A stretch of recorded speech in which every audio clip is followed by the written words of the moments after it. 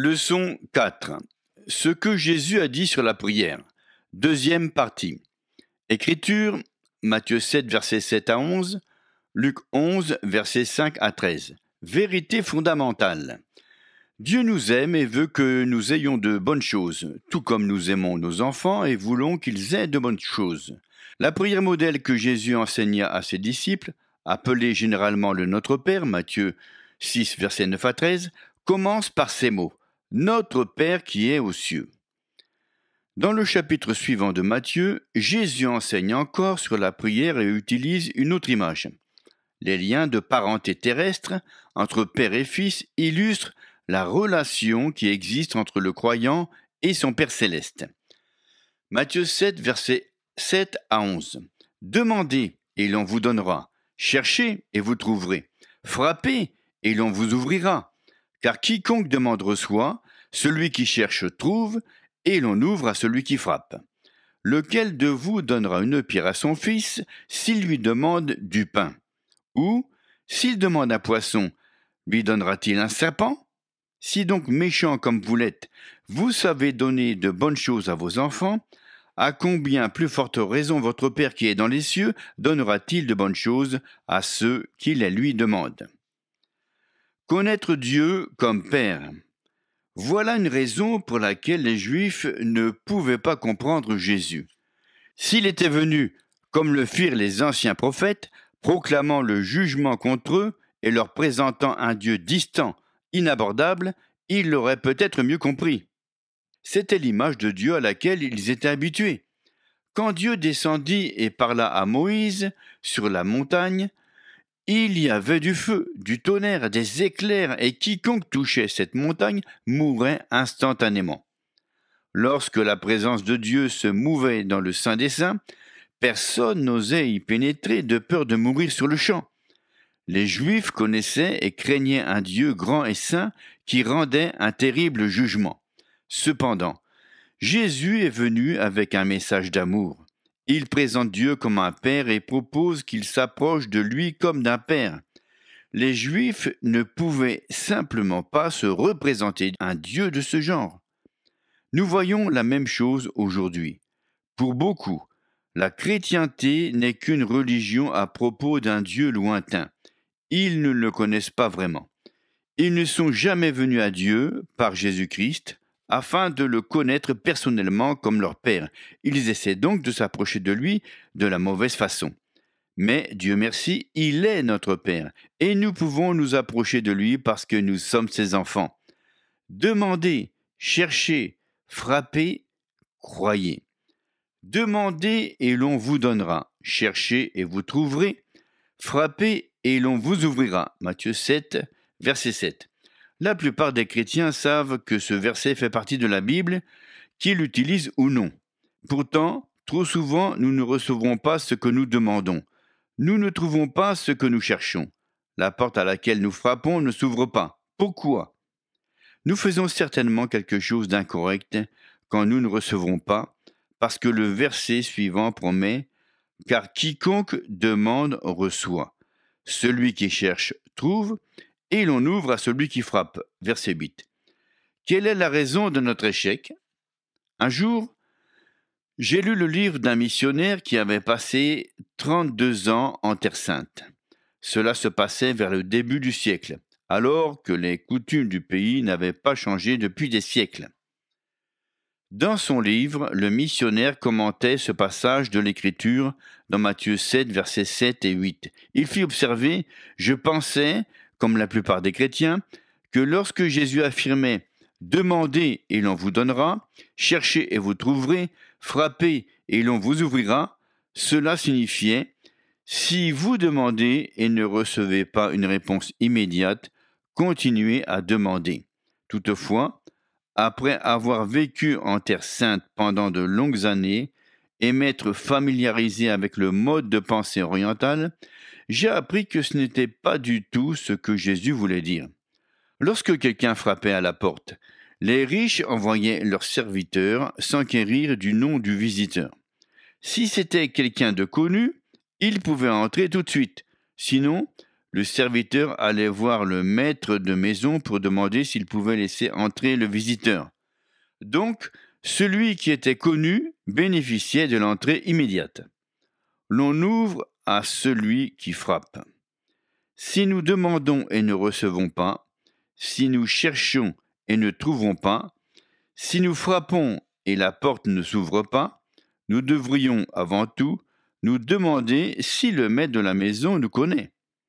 Sinon, nous avons besoin de faire la connaissance personnelle et intime de notre Sauveur Jésus-Christ et de l'inviter à devenir le Seigneur de notre vie. Ensuite, nous devons marcher par la foi, car il faut que celui qui s'approche de Dieu croie que Dieu existe et qu'il est le rémunérateur de ceux qui le cherchent. Hébreux 11, verset 6. Comme Jésus l'a expliqué dans Matthieu 7, 11, notre Père céleste désire vivement donner de bons cadeaux à ses enfants. Si donc, méchants comme vous l'êtes, vous savez donner de bonnes choses à vos enfants, combien à plus forte raison votre Père qui est dans les cieux donnera-t-il de bonnes choses à ceux qui les lui demandent? Quel Père terrestre veut que ses enfants vivent pauvres et opprimés, malades et accablés? Au contraire, la plupart d'entre nous travaillons et nous sacrifions, afin qu'ils puissent profiter des avantages que nous n'avons jamais eus. Si donc, charnel comme vous l'êtes, humain comme vous l'êtes, vous voulez donner de bonnes choses à vos enfants, combien à plus forte raison votre Père qui est dans les cieux donnera-t-il de bonnes choses à ceux qui les lui demandent? Ces 5 mots, à combien plus forte raison, émeuvent mon esprit. Si nous voulons le bonheur de nos enfants, combien à plus forte raison Dieu veut-il nous combler? Si nous voulons que nos enfants soient bien portants, combien à plus forte raison Dieu veut-il que nous soyons en bonne santé? Si nous voulons des bénédictions matérielles pour nos enfants, combien à plus forte raison Dieu veut-il nous accorder ses bienfaits?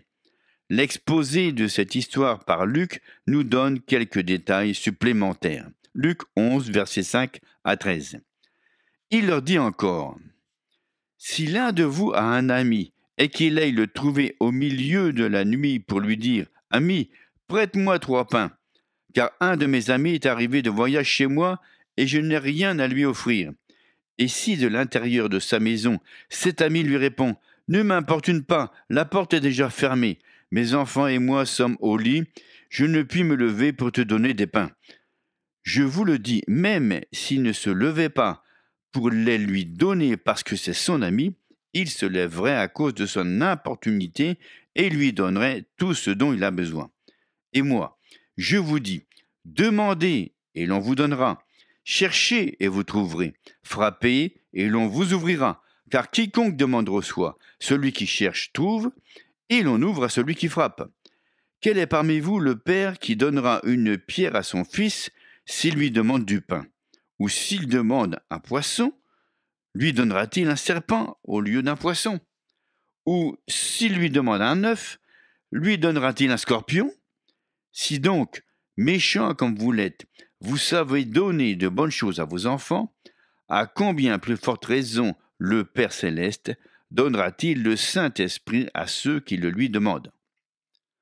La prière tenace. Dans ce récit qui traite de la prière tenace, de quelqu'un qui va effrontément importuner son prochain, nombreux sont ceux qui ont pensé, à tort, que Jésus leur enseignait à continuer de demander jusqu'à l'exaucement. Dans cette parabole, nous avons l'exemple d'un homme qui voit arriver un invité chez lui durant la nuit. Comme il n'a pas de pain à lui offrir, il va chez son voisin et lui demande de lui prêter du pain. Le voisin lui répond, « Je suis déjà au lit, ne m'importune pas. » Mais parce que l'homme continue à le supplier, il finit par accéder à sa demande. Jésus donnait l'illustration suivante. Le voisin ne voulait pas se lever pour donner du pain à cet homme. Il finit par céder, non parce que c'était un ami, mais à cause de son insistance. Jésus disait, « Combien à plus forte raison notre Père céleste nous écoutera-t-il et exaucera-t-il nos prières? » C'est l'insistance de la foi, non celle de l'incrédulité, qui obtient des résultats. Nous pouvons continuer à supplier Dieu, l'importuner autant que nous le voulons. Nous ne serons jamais exaucés si nous prions dans l'incrédulité. C'est la ténacité de la foi qui compte. Demandez et l'on vous donnera. Cherchez et vous trouverez. Frappez et l'on vous ouvrira. Andrew Murray était réellement perspicace à ce propos. Il disait qu'il n'était pas de bon goût de présenter à maintes reprises la même requête au Seigneur. Si la chose que vous avez demandée ne se manifeste pas, il ne faut pas la réclamer à nouveau de la même manière. Cela impliquerait que vous auriez prié sans croire en Dieu la première fois. Rappelez-lui simplement votre requête, rappelez-lui sa promesse, rappelez-lui sa parole, Ésaïe 43, 26, rappelez-lui que vous attendez la réponse. Ainsi, vous tenez et vous persévérez dans la foi. De telles prières obtiennent des résultats. Le récit de Luc est plus détaillé que celui de Matthieu et, au verset 13, il ajoute quelque chose. Matthieu rapporte « Si donc méchants comme vous l'êtes, vous savez donner de bonnes choses à vos enfants, combien à plus forte raison votre Père qui est dans les cieux donnera-t-il de bonnes choses à ceux qui les lui demandent ?» Luc développe ce thème « Si donc méchants comme vous l'êtes, vous savez donner de bonnes choses à vos enfants, combien à plus forte raison le Père céleste donnera-t-il le Saint-Esprit à ceux qui le lui demandent ?» Même si le verset de Matthieu ne nomme pas spécifiquement le Saint-Esprit, nous savons que le Saint-Esprit est une bonne chose. Je suis certain que le Saint-Esprit avait un but dans l'inspiration qu'il donna à Matthieu et à Luc. En ce qui concerne Matthieu, il a voulu insister sur les bonnes choses de la vie pour nous faire savoir que Dieu nous aime comme nous aimons nos enfants. En effet, nous désirons qu'ils aient de bonnes choses. Par contre, le Saint-Esprit inspira Luc à mettre l'accent sur les choses spirituelles que Dieu nous réserve. En demandant, cherchant et frappant dans la foi, nous pouvons jouir des bénédictions abondantes que Dieu réserve à ses enfants. Texte à apprendre par cœur. Demandez et l'on vous donnera. Cherchez et vous trouverez. Frappez et l'on vous ouvrira. Matthieu 7, verset 7. Pensez à vous abonner et à partager avec votre entourage le chapitre de ce livre sur la prière.